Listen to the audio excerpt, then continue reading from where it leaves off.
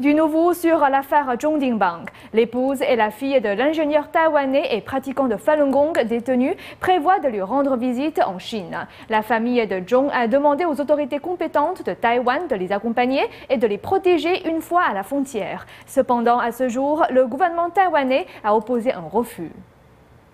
政府会派人就是共同去大陆。 我想目前的重点还是先让家属以及律师来进行相关必要的程序。我想这个对他的权益保障应该是最及时，而且是最有效的。我想我们会持续关切这个案子。 Le Conseil des affaires continentales de Taïwan a confirmé que la Chine continentale a accordé un droit de visite à la famille, mais la fille de Chong s'inquiète pour leur sécurité.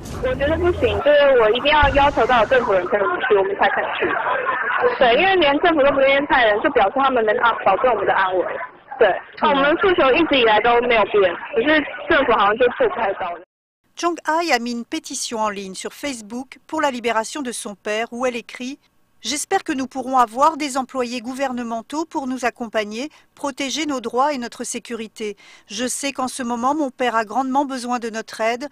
Même si on arrive à le voir ne serait-ce qu'une fois, même un court instant, cela lui donnera une force illimitée. » Près de 10 000 personnes ont déjà déclaré leur soutien sur Facebook.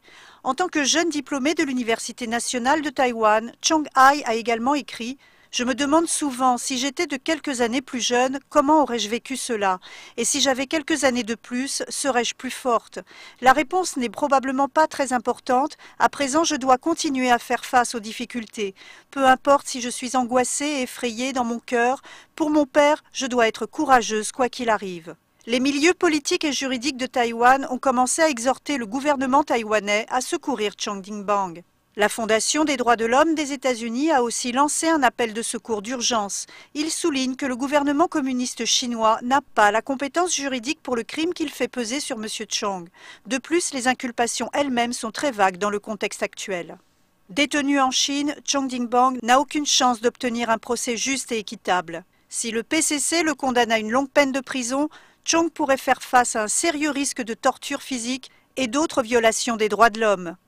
NTD, Taïwan.